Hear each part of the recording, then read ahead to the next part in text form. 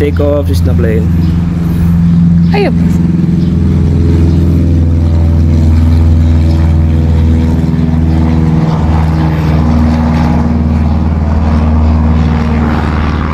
Hi guys, good morning. Morning pa no, kasi wala pang 12. So kagaling lang tayo ng BAR, so all goods na tayo sa mga documents. So dito, nandito tayo ngayon sa Masin Airport, domestic airport ata to. Matagal na to pero hindi pa rin nag-open sa ngayon, pero sa nakabasa natin dyan sa inauguration, na-inaugurate na pala to noong 2018. So until now, hindi pa rin siya operational. So ito yung paligid na airport, Masin. So ito pala ay ito ay 1.6 kilometers from highway sa baba. So puro paakyat lang rito no, walang patag. So pag galing mo sa highway, puro akyat. So bihira lang yung tricycle dito kasi mahirap, may kataasan din. Elevated yung airport, nasa taas talaga siya ng bundok. Kita nyo naman yung ano, dagat. So nasa taas talaga siya. So goods dito, maganda to rito pag nag-open na kasi hindi mo na kailangan, tulad sa amin na ano, hindi na kailangan pumunta pa na Tacloban. So dito pag open na sa mga taga Leyte, mas maigi. So you know,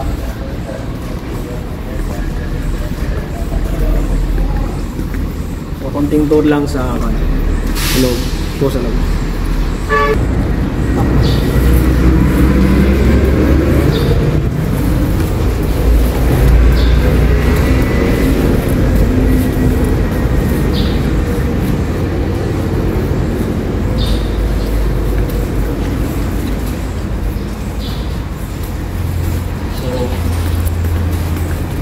Siguro yung parang waiting area pag malapit na yung flight mo, tapos dun yung lounge.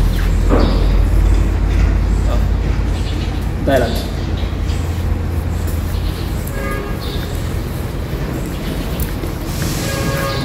So, nakikita nyo sa mga upuan no? Kinalawang na kasi nga matagal na talaga tong airport na to.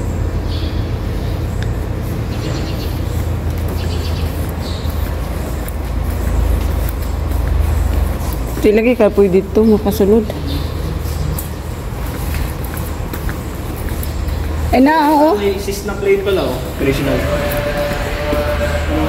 So, nakalimutan ko pala, itong airport na to, hindi pa siya open for commercial domestic, pero merong mga private. Saka dito rin lumalapag yung mga, pag may mga sakuna, mga relief ng gobyerno. C-130, Chinook, helicopter, ganyan. Government assets, pwede itong lumapag. Pero commercial, Philippine Airlines, Cebu, AirAsia, wala pa. Yun. Yun, may Cessna plane for take-off. Okay. Take-off na Cessna plane din, no? Take-off. I-focus. I-zoom to. Nara. Ano? Take-off Cessna plane. Ayop.